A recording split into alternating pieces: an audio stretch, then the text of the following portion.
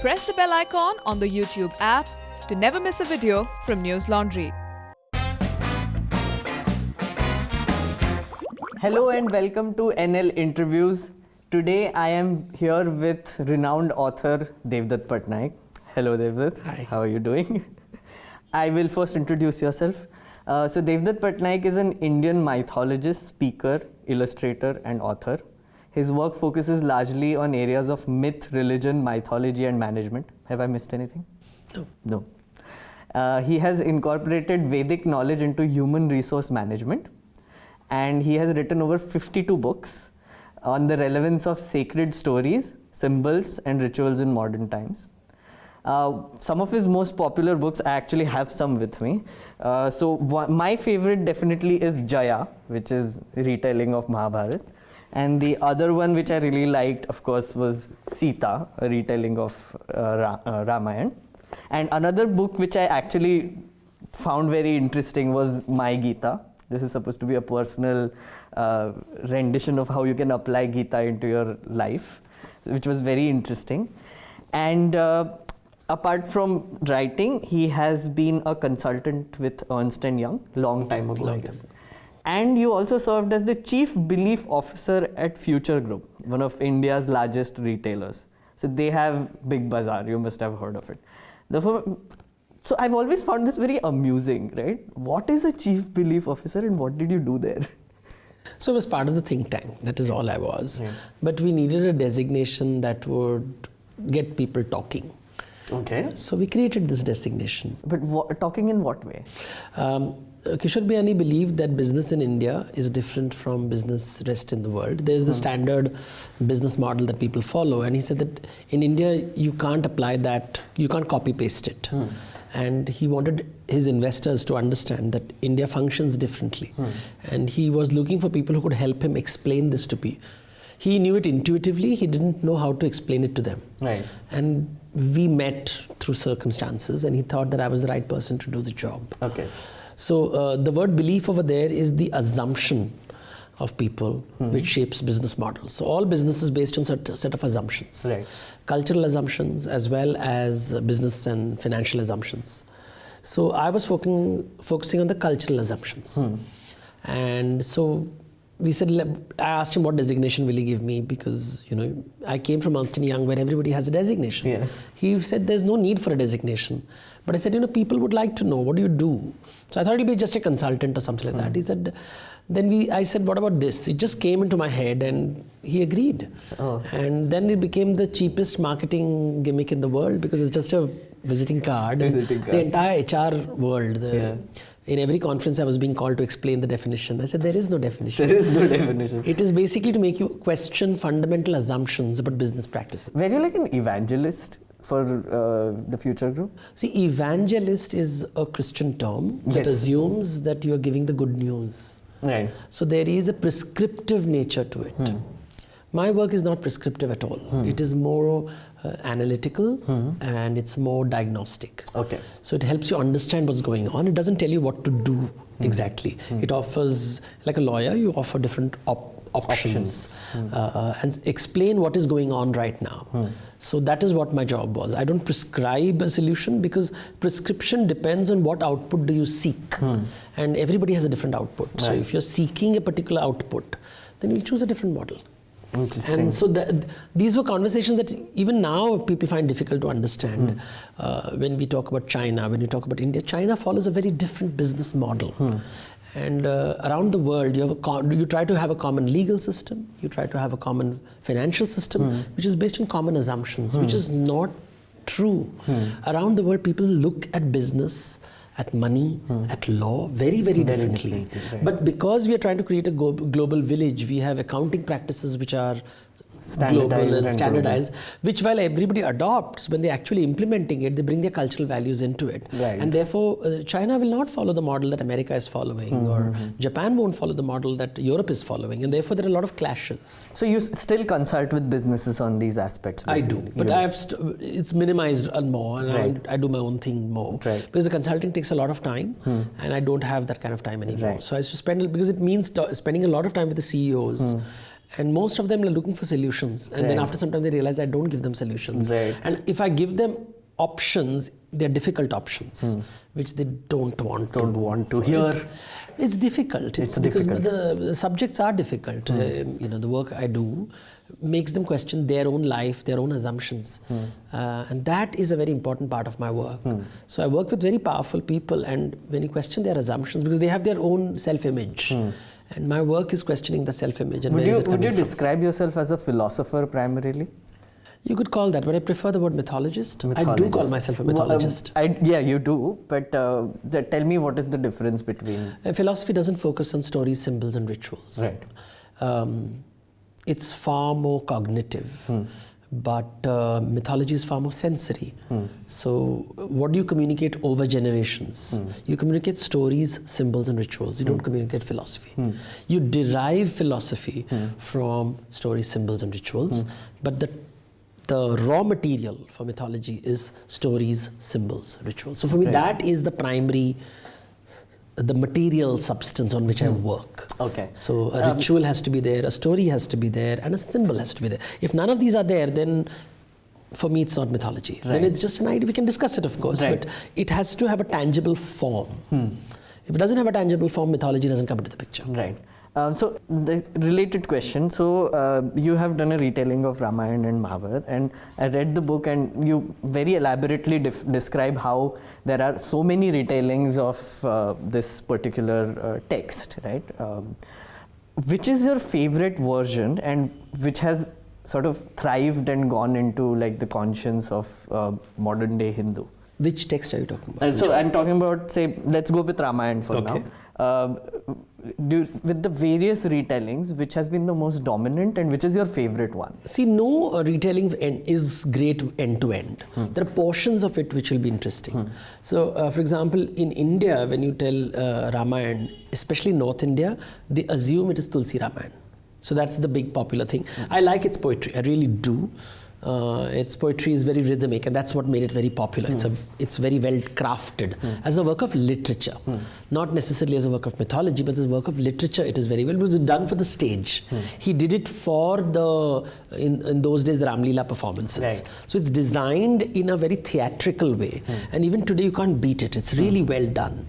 But in terms of stories, you have Kriti Basa Ramayana, which is more rural and raw, and the language is very raw, and it's sort of acerbic, and there's a lack of polish that you see in Valmiki Ramayana. Valmiki Ramayana is highly polished. So Valmiki Ramayana is written in Sanskrit. It is written about 2000 plus years ago, and it's the tonality is highly polished. So you see different kinds of energy coming from different books. Right. Is it meant for a different audience? They're meant for different times and different geographies. Yeah. So when you have Balram Das's Dandi Ramayana being written in Odia, it's written in the temple culture of Odisha. He's not even aware of Tamil Nadu. He's not aware of Kamba Ramayana. Kamba Ramayana is 10th century, 1000 years ago. Right. If you read the Kamba Ramayan's dialogue between Ram and Sita, and you read the Valmiki Ramayans, which is 1000 years apart, there's a world of the world has changed completely. And I see people talking so confidently about Ramayana. I'm saying, like, which version are you talking about? Exactly. And even we have access only to translations. I can't learn Tamil, and also old Tamil, not Tamil as we speak today, and Odia and Bengali. And you go to Gujarat and you ask them, so acha kaun si Ramayana padhte ho? Then that's a question which stumps them. They assume that out there in the market, out there somewhere, there is one original text which they can read. And I'm asked so many times, so where is the original text? I said, if you go to Baroda, you will find about 100 manuscripts, and you figure out which one of it you want to read, because there's something called a critical edition. अब ये समझाना भी मुश्किल है लोगों को. They genuinely believe there's one book out there. And even with Mahabharata, it's the same thing. Mahabharata is far more complex. It's 300 copies, which have been critical edition has been put together. Ramayana at least has a linear story. It's a very linear story. With Mahabharata, it gets very complex because. So, like, my related question to this is basically, so in Ramayana, from my reading of it, I mean, you can disagree with this. So that in popular culture as well, it's always a fight between good and evil, or it is depicted that way. But in Mahabharata, it's always a very dicey situation where you can't really figure it out, when at least when you read your book you have sympathy for every character in your book, right? So do you think this popular narrative of both Ramayana and Mahabharata is entirely too much focused on good and evil? So the problem is with the language you use. Right. Evil is a Abrahamic concept. It is not an Indian concept at all. So the moment in English you say evil, you have lost me. Okay. Because I'm like, that's not Indian. Right. The concept, evil is the absence of God. Okay. That's the meaning of the, Right. the word evil comes from a Christian vocabulary. A space where there's no divine. So it comes from cultures which don't have the concept of rebirth. Ramayana and Mahabharata have to be seen in the context of rebirth. Right. Right? Right. So when you introduce rebirth into the story, everything changes. Are you good because you want to be good, or your karma makes you good? Are you bad because you are consciously bad, or your karma makes you what you are? So, And there are so many moments in Ramayana, I feel, where characters are doing things and then later they realize that it's sort of a bad thing they did, and therefore it adds up to their karma that way. and what is bad and what is good itself is very complex. Exactly, yeah. Is it right? Is it wrong? These are words that we use today. But when you put the karmic framework, and that's the primary focus of my work, is that we have been taught the Ramayana. The fact that you asked me the question, you are a reasonably educated guy, read books, and you use the word evil so casually without realizing its religious moorings. And this shapes legal systems. This shapes, imagine a legal system which defines you're an evil person. I always tell people, when you say Hitler is an evil man, I say translate it in Hindi. Hitler, fuck, I can't really. Exactly. It's like. It tells you a cultural difference. Very interesting. Hitler was an asura. You can't, because Prahalad is also an asura and is a bhakta of Hiranyakashipu, Right. as a son of Hiranyakashipu, bhakta of Vishnu. So Prahalad bhi asur hai na, and Baliraj bhi asur hai, and whose arrival is Onam festival. So these are concepts that surprise people, because a simple sentence like Hitler is an evil man, you cannot use in any Indian language, which tells you a different cultural mindset. We are a culture which is eager to forgive. But so I'm trying to translate it in my head still. Because the assumption is it is right. This word is, it's not a culturally moored word. It's a natural word. It's not a natural word, it's a cultural word. Cultural words and natural words are very different. So sun is a natural word. But evil is a cultural concept. Right. It's a concept which shapes societies. Right.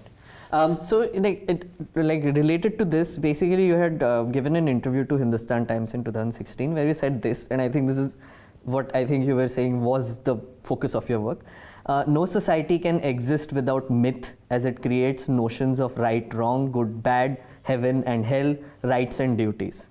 Marriages, monogamy, peace, salvation, non-violence are all concepts based on myth. They don't exist in nature. So can you elaborate a little bit on what roles myths play in society?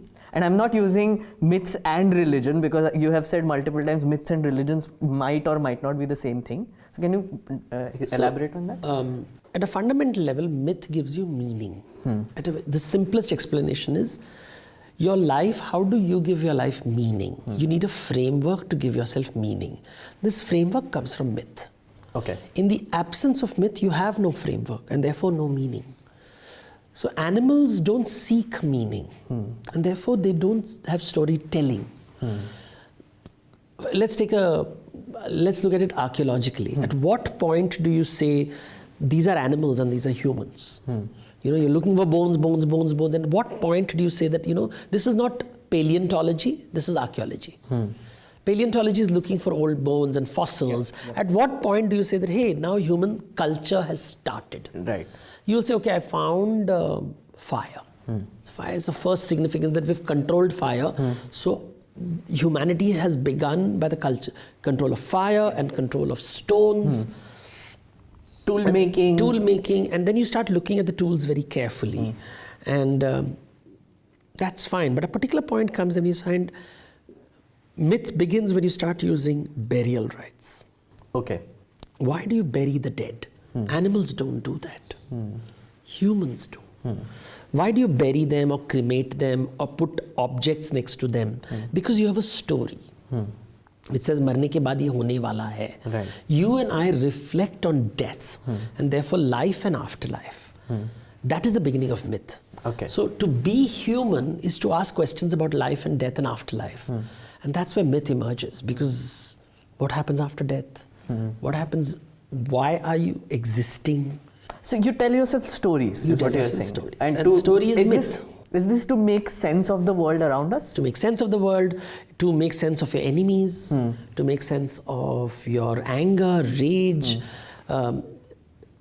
everything around you starts, you give it meaning. You start understanding, why does the sun rise? No animal asks that question. Our brain has evolved in such a way, and this is really neurobiological. We have what is called imagination, which means if you look at an animal kingdom, at one level they experience the world. They have, some of higher animals will have memories, so they also have memories. Right. But they don't transmit knowledge. There is no transmission, there's no training. Well, you know that animals train, but really it's their... What happens is I can imagine a world without me. And therefore I ask, what's my purpose? Because if the world can run without me, what is my purpose? And that starts provoking you to think differently. So the idea, imagination creates alternate realities. And this alternate reality, you start creating questions. Then you start creating models and saying that, ऐसा भी दुनिया हो सकता है. You can imagine an alternate reality, which is the first story that you tell yourself. Right. You imagine, you dream it, and then you come back and tell people, there's a world where there's no hunger. That's imagination, and that's a story. Right. There's a world where there's no death. There's a world where there is no predator. So myths are these stories which we have sort of invented, which sort of bind people together. They give them meaning. They help them make sense of the environment around them. So I have a very quick question here. I will tell you 5 current myths which I feel are myths. I want you to tell me. Depends on how you define myths again. Okay, so let's clarify that meaning. As I said, myths are stories which help you understand the world around you. That is what I'm going with. Is that a fair definition? Because the problem is, when you use the word 5 myths today, many people are translating as 5 fictions. Right, but I'm and this has been perpetrated by the book, Yuval Harare's book, Sapiens. And he has perpetrated this idea, because when you use the word fiction and myths synonymously, you are trivializing the subject. But myths are real to a lot of people, is what you're saying. To everyone. There is not a single human being out there who doesn't have a myth. Yeah, absolutely. Because then you're, unless he has Alzheimer's. Right. I mean, essentially for me, money is also a myth, but it is real. It's very real. I use it in everyday transactions. That is the way I'm looking at it. So money is not fiction, but money is myth. Exactly. So that's how you look at it. Exactly. But so I have collected, I've been looking through this. What are the 5 modern day myths which we deal with every day as in stories to make sense of the world? So I'm giving you 5. Achhe din. Is it happily ever after? Yes. Yeah, it is. So will it sustain itself? It's like children's fairy tales. You have to tell children, no? Happily ever after. Okay. Love jihad. What's love jihad? Yes, it's the conversion of Muslim women. Or conversion of Hindu women into Muslim, like by. Yes. So I don't know. Forced conversion. See, I'm not able to understand the question, because you see, when it's a myth, is it real? Are you asking me, is it real? I'm asking if it will sustain itself. All of them will sustain themselves. Okay. Love jihad will sustain itself. Right. This idea, because it constructs the idea of your dilution.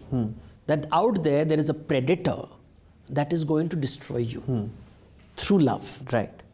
But then why I'm asking this question exactly is because there have been fact checks done on this. There have been data put out on this that this this is not true in a lot of places. That's what not true. The argument it is not true is like saying, I'll give you a myth. Now tell me whether it's true or not. There's justice in the world. It is a myth. Exactly, but it's not true, right? Like love jihad. It is true. I mean, I make sense of the word using the myth But called the justice. other people make sense of the word through love jihad. It gives them a sense of purpose. Right. So when that Just as again, justice gives a social justice warrior purpose, love jihad gives someone else purpose and right. meaning. Right. So it's it something is a like myth, yes, the state is secular, for instance. it's a myth. It's a myth. State is religious is also a myth. Right. State is The opposite is also true. opposite is also true. In a fiction, the opposite is fact. There is no opposite to the word myth. To the opposite of the word myth is animal kingdom. Okay. If at all you want to create a world, Right. it is a world, the animal kingdom, where there is no imagination. Right. As long as there is imagination, there is myth. Right. And the world without imagination is a non-human world. Right. So something like the Hindu Rashtra would again be a myth, Like- which gives purpose to a lot of people.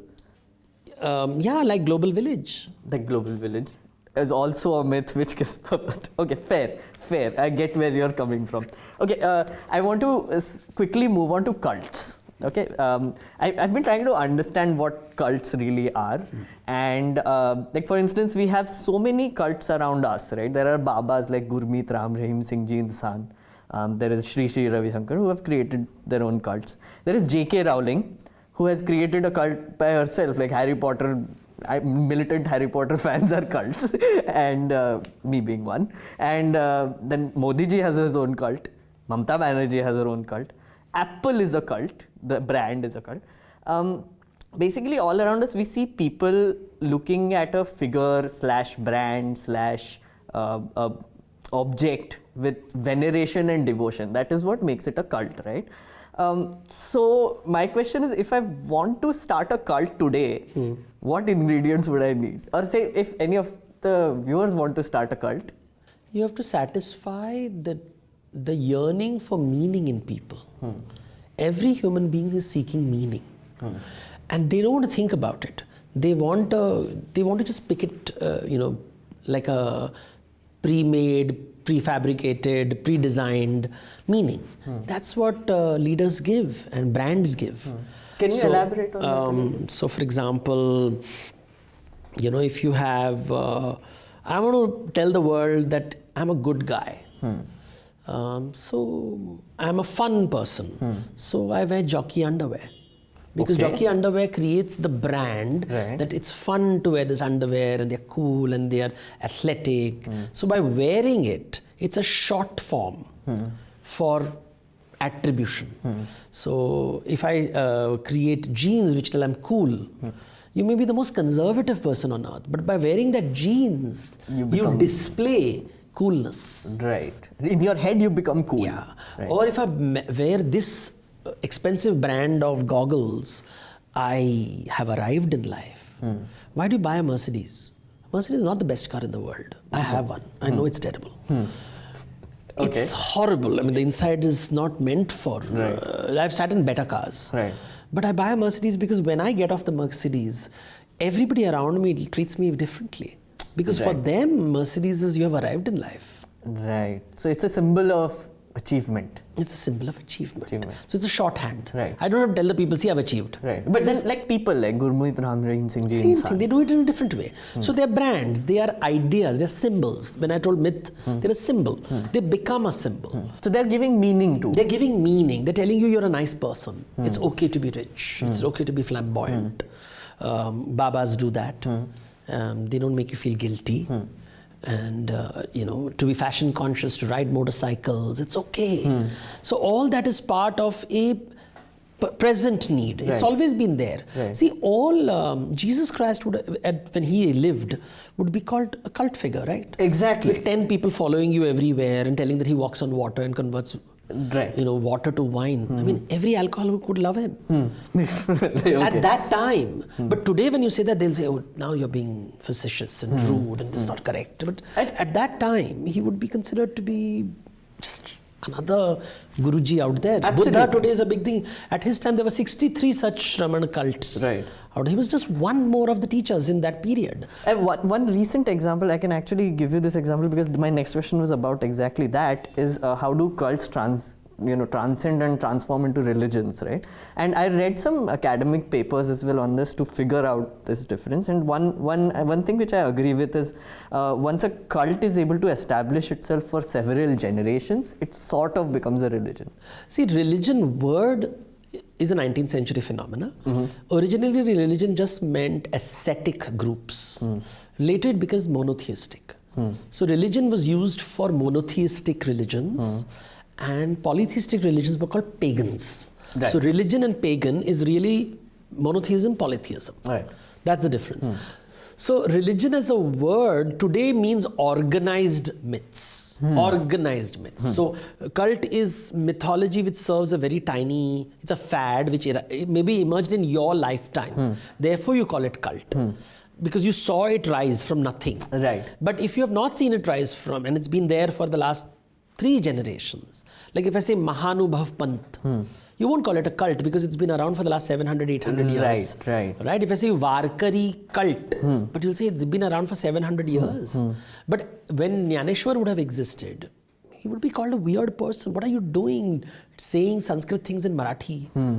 It's Absolutely. a cult, this new cult. Even so, my one example I was looking at was Gajanan Maharaj, right, from Maharashtra. Like, yes. So my family is a big believer in Gajanan Maharaj. We go to Shegaon a lot, right? And I was reading up on it, and it's very fascinating how they said that his first appearance was in 1878, and then he predicted that he's going to die in a certain way. He took samadhi, and then followers came up and built a temple for him.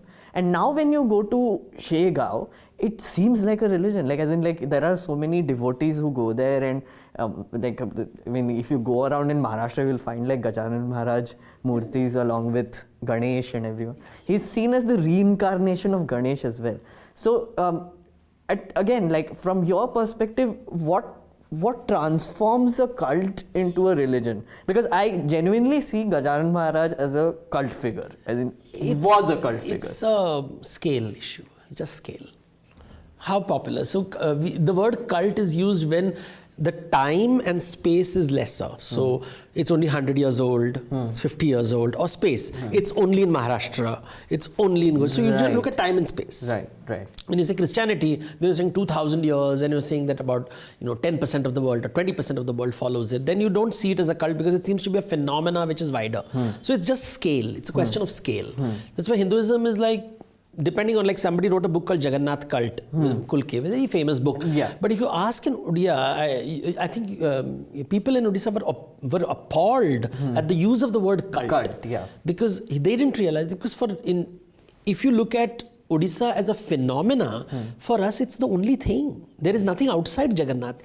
So you said, how can you call my life that I'm a cult member? Because cult things sounds tantric, sex cult. There is this kind of a negative... The association the sound is is negative. Yeah, association is negative. But for a mythologist it is not. It's just a human phenomenon. It's like a creation of a tribe. As I said, it's a short-term thing and it's a narrow thing. But religion is long-term and wide. Basically transforming over generations, stories getting added. And then it becomes it. Okay, you have tweeted number of times on the difference between Hinduism and Hindutva, right? So I'll read out one tweet that you had done, and I found it very amusing. You said, when a politician is called Tathagata, it does not mean he is Buddha. Likewise, when a political ideology calls itself Hindutva, it must not be confused with Hinduism. Proper nouns are not common nouns. Stupid man named Brilliant remains stupid. So this was in reference to the governor of Meghalaya, current governor of Meghalaya. I don't know. Is that so? Yeah, I think that is where you got it from. There are many Tathagat politicians. Yeah, of course, I know. But you talk a lot about the difference between Hindutva and Hinduism, even on Twitter. And I think you've written a few columns on this. Can you just explain it to us quickly? What is the difference? See, the word Hindutva comes to us from around the 19th century. It was used by a guy called Chandranath Basu, who used it in the 19th century for the first time in Bengali. He said Hindutva, and he used Hindutva as a way of talking about conservative. You see, in the 19th century, there were Hindu reformers who were trying to explain Hinduism to the colonial masters, to get the approval of the colonial masters. So you have this whole Samaj movement, Arya Samaj, Brahmo Samaj, Prarthana Samaj. And the conservative, the people who were following rituals were feeling, they were feeling cornered. And a backlash emerged saying that we will not defend ourselves. We are fine the way we are. And that's where, in that space, Hindutva as an idea emerges with Chandrakant Basu. He writes this book, forgets about it, it's gone. Savarkar resurrects it in 1920. And we don't know whether he knew about this word. This word was familiar in circles. At a common noun level, it just means tattva and Hindu and putting it together. But it today has a very clear political branding that cannot be denied. Therefore, it's now a proper noun. For me, it's a proper noun. Because I've never seen a scripture which says, ye Hindutva hai. It's not, the word doesn't exist in the Vedas, in the Upanishads, in the Purans, and I've read them. The epics, Ramayana, the word Hindutva doesn't occur. It doesn't occur anywhere. In fact, the word Hindu dharma appears in the 13th century for the first time, where you are differentiating yourself from Turuka dharma. Turuka dharma being Islam and Hindu dharma. So they're talking about a cultural difference. Right. So the first time you hear this difference is the 13th century. So Kabir uses it, lots of people use this word. So for me, Hinduism is the wider conversation, and Savarkar himself uses the word Hindu-ness for Hindutva and says, for him, Hinduism was a narrow idea and Hindutva was the larger idea. I have reversed it. I'm saying no, Hinduism is the larger idea and Hindutva is a narrow political idea. And that's the fundamental difference, which is... So, you're saying Hindutva is a narrow idea, but can you elaborate on that a little more? So Hinduism is a larger idea, Hindutva is a narrow idea. So Hindutva today, the way it is being presented, is basically an idea which says, who do you consider, where's the origin, where is your origin? Where do you consider yourself to have originated from? So is it India? So is it Manu? Are you a descendant of Manu? Or are you saying you're a descendant of someone outside India? Here, India being larger India, where does the boundary end? The subcontinent. Now you decide whatever you want to call the subcontinent. Nobody's sure is South Asia or Indian subcontinent. There is arguments over those things. But broadly, do you consider this geography to be the source of your origin? Where does your history begin? So for example, if you go to Pakistan, history begins with the arrival of Islam. History doesn't begin. Before that is Jahiliyyah. It's barbaric. And they are saying that, it's again a reactionary movement, saying that if you believe that, then you are not Indian enough. And it comes from a reactionary space. And then Hinduism as a concept, how is that? It's Atmagyan. It's just Atmagyan, nothing else. It's self-realization, understanding yourself, and the consequences of that, and the relationship with people. So all these ideas which exist, which is not necessarily geographic. It's not geographically anchored at all. There is no geographical anchoring to. It has manifestations in geography. So in Tamil Nadu it manifests in a particular way. In Odisha it manifests in a different way. But then why is there this large umbrella? Like for instance, Orissa. So I think we went together also. What I realized with Orissa when we visited Jagannath Puri, I actually had the opportunity to go to Jagannath Puri with him, which was insane. But so there, I realized how different religion in Maharashtra, Hinduism in Maharashtra has manifested as opposed to Orissa, right? Why are they under this one umbrella though? So this yearning for an umbrella emerged for the first time when Islam entered India.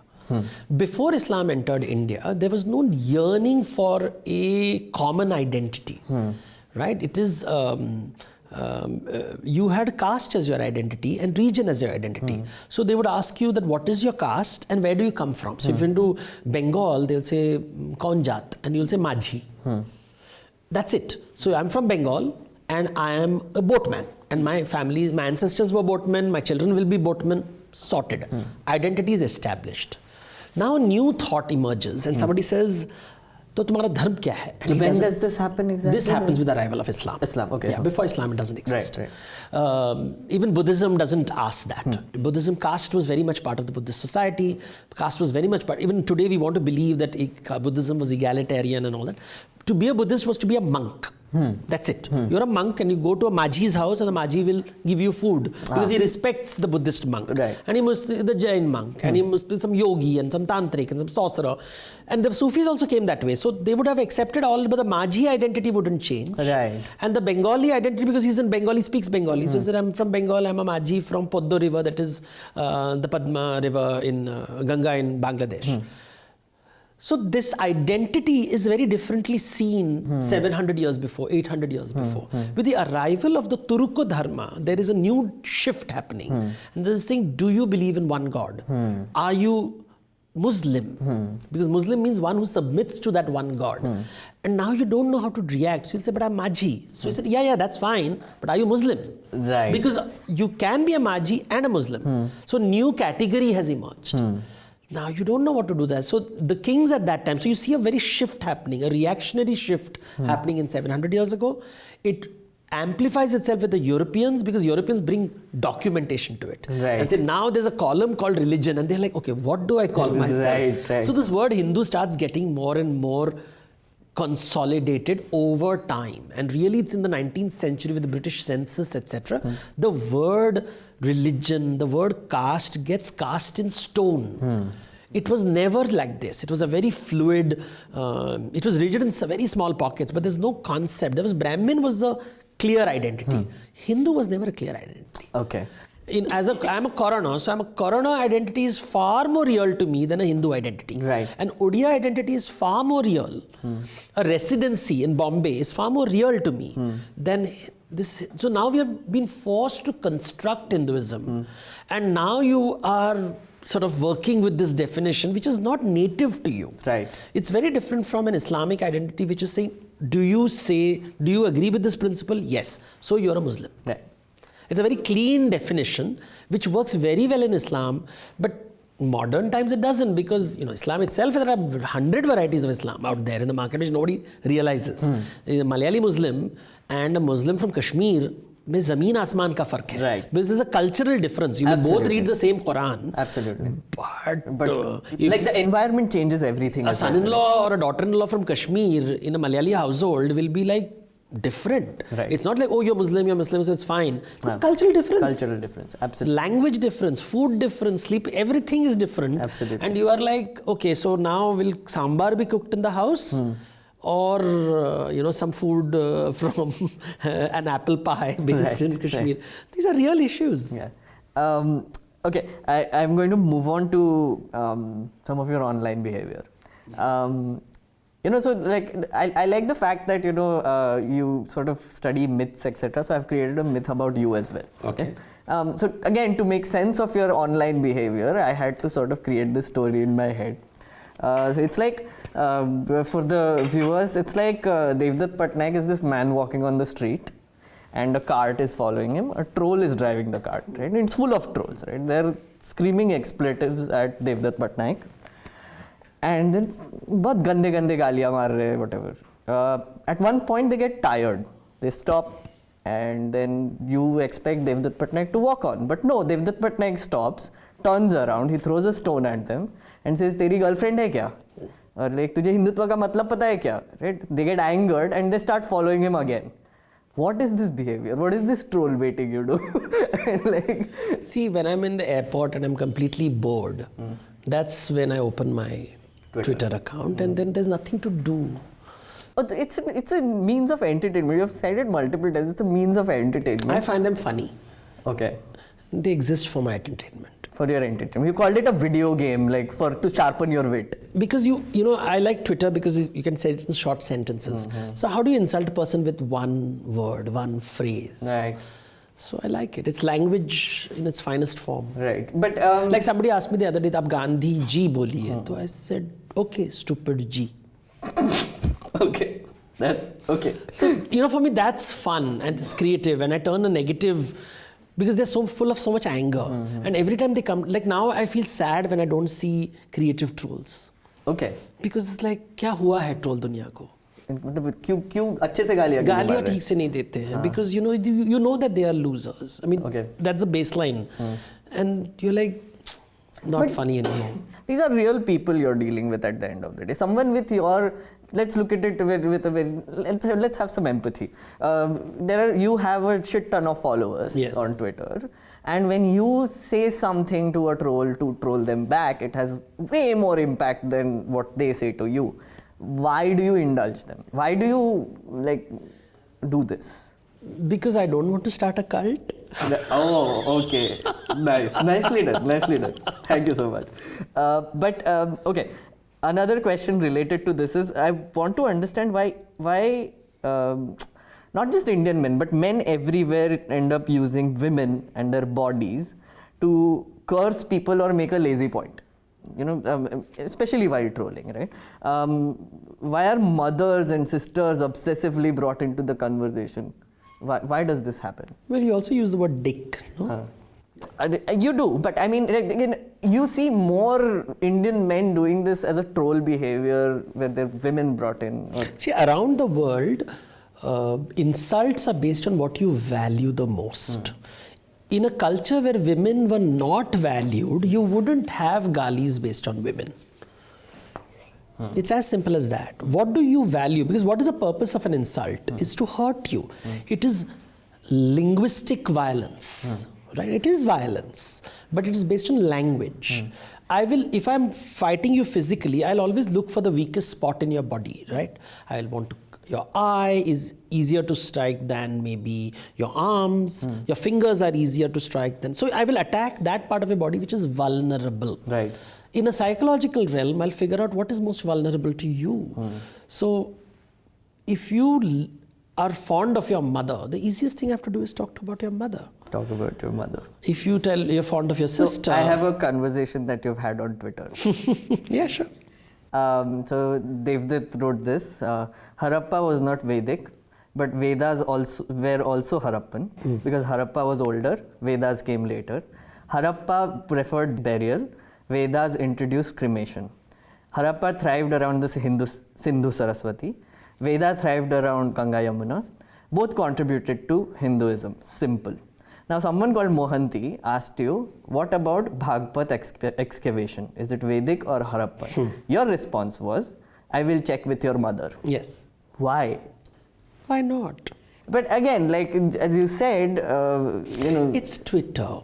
It's Twitter. But you can't just dismiss it that way, right? Why not? Because there's a real person sitting you asking a very genuine question here. We dismiss real people only. Who else do you dismiss? But he asked a very legitimate question. He didn't ask me a legitimate question. Legitimate as in you could have responded saying, I could have done many things. I don't want to. You don't want to. Basically, you just...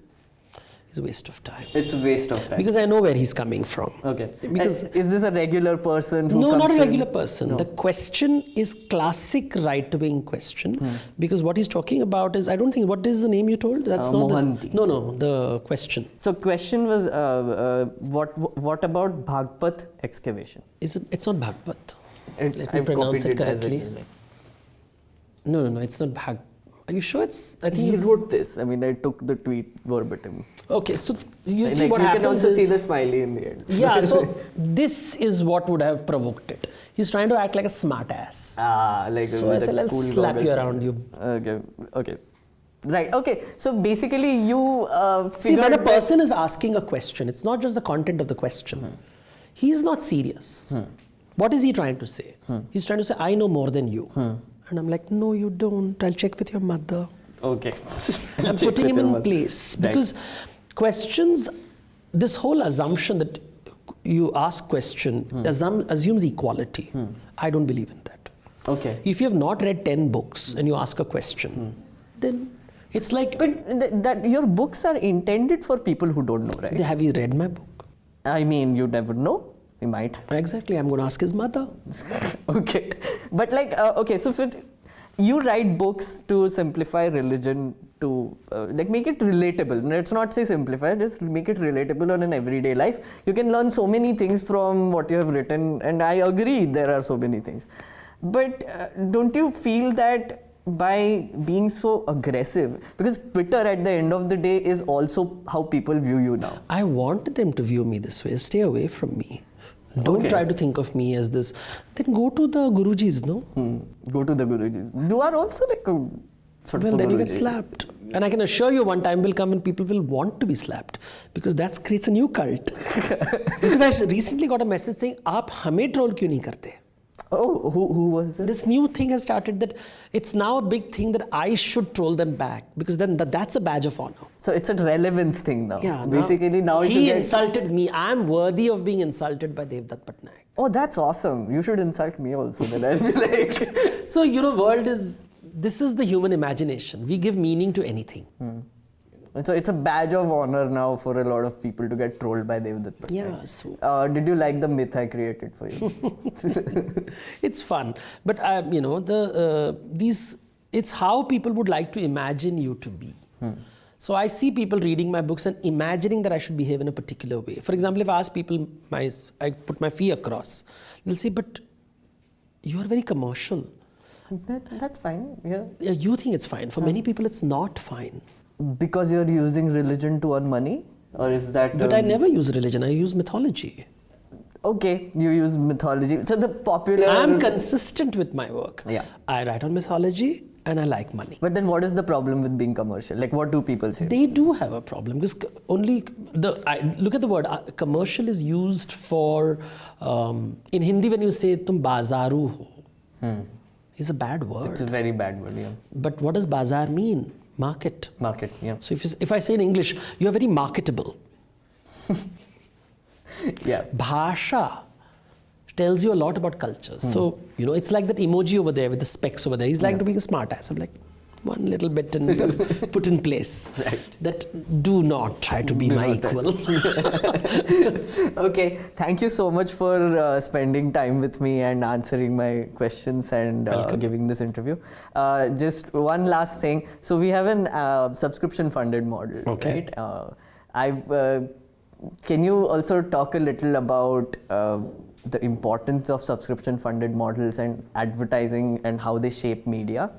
I think for everything that you receive from the world, you have to give something back. So if you get good information and you have to give something back. Yeah. It's a question of exchange. And dakshina is a concept. So dakshina nahi doge to paap lagega. Right. So guys, dakshina nahi loge दोगे दक्षिणा नहीं दोगे और हम नहीं लेंगे तो पाप लगेगा. Okay, so pay to keep news free, pay dakshina and watch this interview completely in full version behind the paywall. Thank you so much, Devdutt, for doing this.